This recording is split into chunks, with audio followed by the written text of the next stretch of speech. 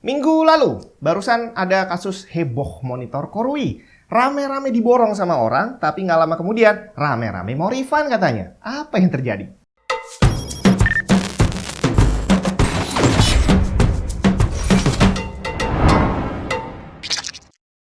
Kalau kamu butuh PC ultra compact tanpa masalah seperti PC rakitan, Asus Expert Center jawabannya. Menggunakan teknologi hardware terbaru seperti RAM DDR5, SSD PCI Express Gen 4, Wi-Fi 6E, 2,5 GB LAN, connectivity lengkap dari HDMI 2.0, DisplayPort hingga USB-C dengan power delivery. Kamu bisa pilih Expert Center PN64 yang menggunakan Intel CPU Gen 12 dan 13 dengan Intel Iris Xe atau PN53 yang menggunakan Ryzen 7000 dan 6000H dengan AMD Radeon Graphics.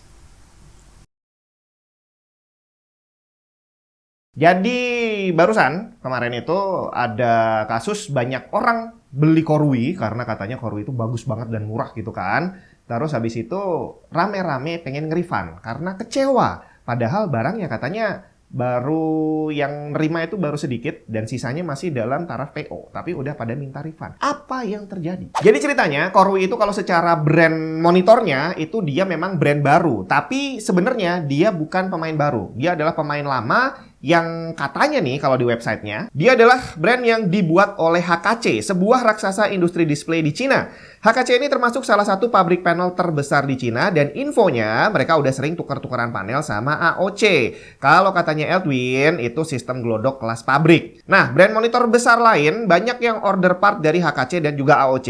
Nah, di saat pabrik part seperti ini, kayak HKC dan AOC ini, mereka memutuskan untuk membuat produk sendiri, full produk monitor. Itu artinya mereka berpotensi menyaingi kliennya sendiri yang juga jualan monitor. Jadi akhirnya dari pabrik ini, untuk menghindari persaingan dengan klien mereka sendiri, mereka membuat monitor dengan ada beberapa kompromi. Ada yang diturunkan kualitasnya agar tidak menyaingi kliennya sendiri. Ini udah diceritain sama Edwin. Dan akhirnya jadilah produk monitor yang harganya murah tapi dengan beberapa hal dikorbankan. Bisa jadi dari build quality, bisa jadi dari kualitas panel, dan akhirnya jadilah produk monitor buatan pabriknya langsung yang secara kualitas sudah jelas di awal dijelasin ada yang dikorbankan, entah dari build quality, entah dari kualitas panel, dan sebagainya. Di video yang sama, setelah menjelaskan sejarah Korui, Edwin nunjukin hasil tes dari monitor Korui yang ternyata juga tidak istimewa. Dan di gong terakhirnya, Edwin bilang, kalau kamu butuh monitor kedua atau monitor ketiga, maka Korui ini bisa jadi alternatif karena dia harganya murah. Nah, cerita singkat ini kamu catat dulu dan kamu resapi. Kalau perlu kamu nonton lagi videonya GTID karena kayaknya banyak yang salah tangkap deh. Soalnya entah gimana, setelah ada reviewnya itu tadi, tiba-tiba orang-orang di forum itu seperti dapat angin segar dan menjadikan momen tadi sebagai momen bersejarah bahwa telah lahir monitor dengan spesifikasi yang luar biasa tapi harganya super murah. Korui harganya cuma 1,5 jutaan, udah 165 Hz. Dan orang-orang pada rame-rame pesen. Semua penjualannya langsung rame, termasuk yang kemarin PO itu langsung, pokoknya banyak banget deh yang PO. Sampai akhirnya masalah muncul setelah ada orang yang nerima barangnya, kok kakinya beda. Jadi stand yang ditampilkan di lapaknya sama stand yang diterima itu bentuknya berbeda. Nah, dari satu kasus ini aja, langsung deh kepercayaan orang terhadap Korui yang tadinya baru jadi, langsung hancur seketika. Banyak yang langsung komentar, waduh, jangan-jangan bukan cuma standnya yang ditukar, tapi kualitas dalemannya juga ditukar. Jangan-jangan monitor ini udah monitor yang berbeda dari yang mereka iklankan sebelumnya. Dan dimulailah drama refund Korui besar-besaran, sampai akhirnya Ipason, selaku distributor resmi Korui di Indonesia, turun tangan bre. Mereka mengeluarkan statement bahwa tidak ada part apapun yang ditukar kecuali standnya doang. Jadi kualitas monitornya masih sama, tapi mereka akan tetap menerima permintaan refund kalau memang kamu pengennya refund. Di sini detektif baru langsung banyak bermunculan. Mereka langsung mengeluarkan banyak teori. Salah satunya adalah ini adalah kesalahan murni dari Ipason karena dia sebagai distributor menjual barang yang tidak sesuai dengan deskripsi. Atau ada lagi yang bilang bahwa dia nggak konfirmasi ke pabriknya tentang stok barang dan asal buka PO dan ternyata barangnya habis sampai akhirnya harus ditukar dengan barang lain. Walaupun Ipason bilang nggak ada yang ditukar, cuma standnya doang. Tapi kepercayaan sudah terlanjur hancur. Bahkan lapak barunya mereka yang nampilin monitor dengan stand yang baru itu dianggap sebagai usaha untuk menipu publik. Karena yang sebelumnya kan nggak pakai gambar itu. Kenapa sekarang dirubah pakai gambar itu? Jadi intinya adalah para user yang sudah terlanjur PO ini pada nggak percaya lagi karena jangan-jangan bukan stand-nya tapi monitornya secara kualitas juga sudah berubah. Saat video ini dibuat, saya belum mengikuti lagi perkembangannya seperti apa dan setahu saya sih belum ada hasil finalnya seperti apa, berapa jumlah orang yang akhirnya memutuskan refund atau seperti apa. Dan saya nggak peduli juga apakah nantinya diputuskan bahwa Korui benar-benar menukar produknya keseluruhan atau cuma stand doang, itu sudah nggak relevan lagi karena yang dibahas di video ini bukan tentang apakah mereka nuker atau nggak nuker. Karena permasalahannya sebenarnya ada di kita sebagai user. Ada 3 poin utama yang udah sering saya perhatikan dari sejak dulu ya. Jadi sebelum Tech and Tips lahir itu saya udah mondar-mandir di forum komputer pastinya. Dan sampai hari ini juga masih aktif di sana. Dan sejauh ini ada 3 kebiasaan tadi yang semakin hari semakin parah. Jadi zaman dulu udah muncul bibit-bibitnya ada, tapi sekarang dengan semakin gampangnya kita dapat informasi, hal ini menjadi semakin parah. Yang pertama adalah budaya menyimak informasi yang sudah sangat parah. Jadi kalau orang bilang Indonesia itu kurang budaya literasi, budaya membaca, ya di sini saya bilang bahwa budaya menyimak informasi lisan dan visual aja kita udah parah, bre. Dan yang kedua, budaya mau gampangnya sendiri. Pengennya disuapin informasi. Kamu nggak mau menelaah informasi secara keseluruhan, cuma pengen ambil iya atau enggak. Pokoknya pengen disuapin, gimana nih kesimpulannya? Iya atau enggak? Beli atau enggak? Pengennya itu doang. Dan yang ketiga adalah budaya mudah terpengaruh. Saya ceritain dulu nih, kenapa saya bisa ngambil kesimpulan seperti itu. Karena salah satu background pekerjaan saya sebelum ini adalah sebagai seorang pengajar. Bukan pengajar sekolah, bukan pengajar SD, SMP, SMA, bukan. Saya ngajar pelajaran profesional, sertifikasi profesional. Terus yang saya ajar itu juga bukan pelajar, tapi orang-orang yang sudah profesional bekerja di bidang itu. Dan sebagai seorang pengajar, udah menjadi apa ya? Insting, bukan insting sih, lebih tepatnya aturan main saya, bahwa kalau ada orang nanya, itu saya nggak boleh kasih jawabannya langsung. Jadi kalau kamu ada soal nih, terus jawabannya apa nih Pak? A, B, C, atau D? Saya nggak akan kasih jawaban A, B, atau C. Tapi saya akan jelaskan lagi pengertiannya, biar kamu paham dan silahkan dijawab sendiri. Itulah tugas seorang pengajar, seorang guru. Makanya kenapa saya bisa bilang bahwa 3 budaya tadi adalah budaya yang sangat jelek. Dan saya bisa mengamati itu karena tadi background saya adalah seorang pengajar. Dan setelah saya jalanin channel ini, budaya tadi semakin semakin banyak kelihatan. Jadi saya udah jelasin dengan cara yang sebaik yang saya bisa di satu video. Begitu videonya selesai, banyak komentar yang langsung muncul, jadi gimana nih? Bagus atau enggak? Lah gimana? Bukannya barusan udah dijelasin, 10 menit saya jelasin plus dan minusnya. Dan terakhirnya mereka cuma bilang, jadi gimana nih? Dibeli atau enggak? Bagus atau enggak? Dan yang lebih parah, banyak juga orang yang tiba-tiba langsung mengkritik dengan cara yang sangat pedas dan mengeluarkan semua penjelasan dia yang sebenarnya udah dijelasin di video. Lu sebenarnya nonton atau enggak? Atau lu nonton dengan mindset bahwa ini orang goblok, jadi gue harus mengoreksi karena gue lebih pintar. Gue nggak tahu. Dan hal itu terjadi bukan cuma di channel ini. Di GTID tadi udah saya jelasin juga, saya udah nonton videonya, saya udah nangkap apa yang dimaksud sama Edwin. Tapi ternyata bisa-bisanya orang-orang menangkap bahwa Korui ini adalah brand yang super bagus, harganya murah 165 Hz dan wajib dibeli. Padahal di sepanjang video nggak ada yang menjelaskan tentang itu. Yang ada diulang-ulang sama yang ngomong bahwa monitor ini dikorbankan panel. Kualitas warnanya gitu aja. Menangnya cuma 165 Hz doang.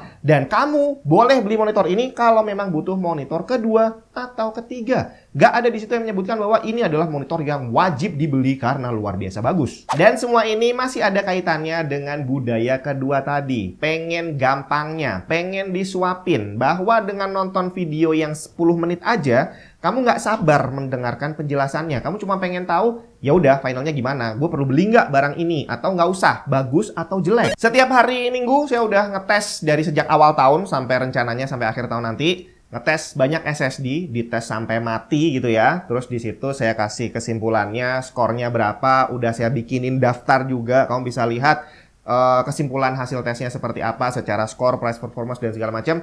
Semuanya bisa dilihat. Tapi setiap harinya selalu ada orang yang nanya, terus gue kalau mau beli harus yang mana? Terus kalau gue beli brand ini bagus nggak? Ada jaminan nggak bahwa yang 1 terabyte itu sama bagusnya seperti yang 128 GB? Nggak ada, bre. Tiap hari udah saya omongin. Udah saya bikin tulisan juga. Udah saya bikin spreadsheet. Setiap hari Minggu saya mention biar dibaca gitu ya, atau at least didengerin. Ternyata nggak didengerin juga. Dan ini adalah budaya yang semakin kesini semakin parah. Jadi bukan lagi budaya menyimaknya yang nggak ada, tapi budaya untuk ingin menyimak yang sudah nggak ada. Bahkan untuk membeli sesuatu aja yang pakai duit kamu sendiri, dan kalau sampai terjadi kerugian, yang rugi kamu sendiri, kamu perlu ambil keputusan yang diputuskan sama orang lain.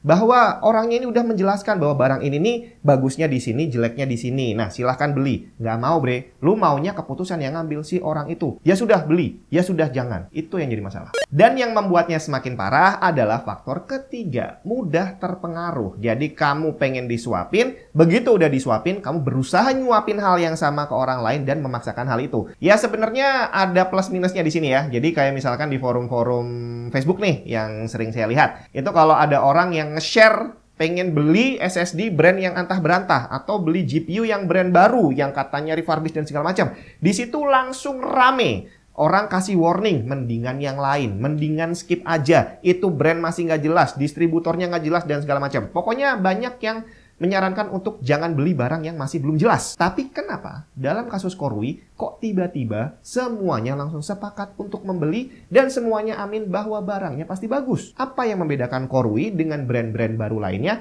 sampai akhirnya kamu bisa tutup mata, nggak mau tahu bahwa sebenarnya nggak ada yang bilang bahwa Korui ini luar biasa bagus. Dan dari awalnya salah tangkap nih, semaunya sendiri menangkap bahwa ini brand wajib dibeli, akhirnya semua berbondong-bondong beli. Begitu ada satu kejadian tanpa ada kejelasan pastinya seperti apa, bahkan dari brandnya sendiri aja udah bilang, perwakilan brand maksudnya ya, dari perwakilan brandnya udah bilang bahwa barangnya nggak ditukar kok, cuma standnya doang.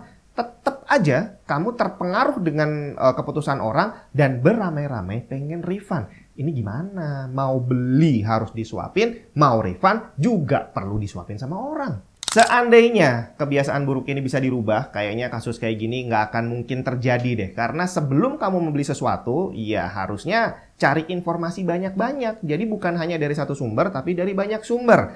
Jadi kalau di dalam dunia review itu ya, kalau semakin sedikit orang yang mereview suatu barang, itu bukan berarti barangnya jelek. Tapi barangnya belum terbukti bagus dan belum terbukti jelek. Artinya ada banyak warning di sana, kamu perlu cari informasi yang lebih jauh lagi. Sedangkan kalau barang yang banyak orang review, ya di situ kamu bisa ambil banyak informasi dan kamu bisa simpulkan sendiri, oh ternyata ini barangnya bagus. Dites di sana bagus, dites di sini bagus, yang di sana kurang bagus. Jadi enaknya gimana? Itu kamu yang memutuskan sendiri. Karena kalau di obrolannya para dukun IT di channelnya ARX itu ya, Bang Alfa Jonathan bilang bahwa dalam dunia PC ini tidak ada one stop shop untuk review. Karena setiap reviewer punya metodologi yang berbeda dalam ngetes barang. Kondisi tesnya juga pasti berbeda. Bahkan sekelas Gamers Nexus di mana dia ngetes power supply-nya Gigabyte waktu itu meleduk berkali-kali. Ternyata di Indonesia nggak ada kejadian meleduk sama sekali. Apakah dia ngetesnya salah? Enggak, karena kondisinya beda. Dan begitu dites di sini, ternyata barangnya baik-baik saja dengan metode tes yang hampir mirip, tapi nggak terjadi meleduk.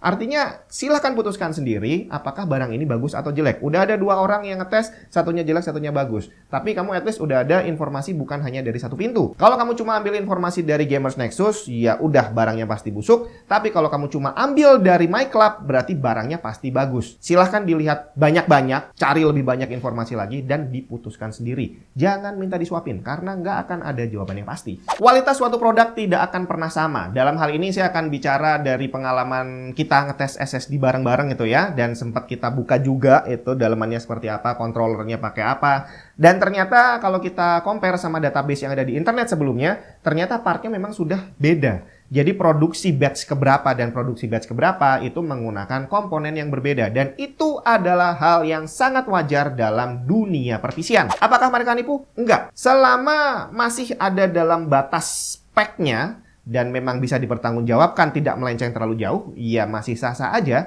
Dan masalah stand, kalau memang diganti cuma standnya doang, ya udah sih, emang kenapa? Kecuali nanti terbukti bahwa ada part lain ditukar dan kualitasnya menurun, oke, fine. Tapi sekali lagi, hal itu tidak akan terjadi ke kamu kalau kamu udah punya budaya menyimak yang baik dan budaya untuk gak pengen ambil gampangnya. Perhatikan semuanya dari penjelasan awal sampai akhir. Dan kalau di Tech and Tips sih, saya bukan nggak mau, tapi saya nggak berani bilang bahwa silahkan beli ini karena saya tes bagus. Enggak, karena saya tahu yang saya tes cuma 1 atau 2 unit. Di luar sana ada ribuan unit yang dijual dan kondisinya nggak mungkin sama dengan yang udah saya tes. Jadi yang bisa saya lakukan adalah yang saya tes hasilnya seperti ini. Kalau kamu cocok, silahkan beli. Kalau nggak cocok, ya sudah, nggak beli nggak apa-apa. Saya nggak akan nyuapin kamu dengan jawaban, ini barang bagus banget, super, silahkan dibeli, silahkan diborong. Nggak akan. Nah, dari penjelasan ini, kira-kira soal korui gimana nih? Apakah kamu kalau belum beli, bakal pengen beli? Dan kalau misalkan udah telanjur beli, apakah jadi pengen di refund?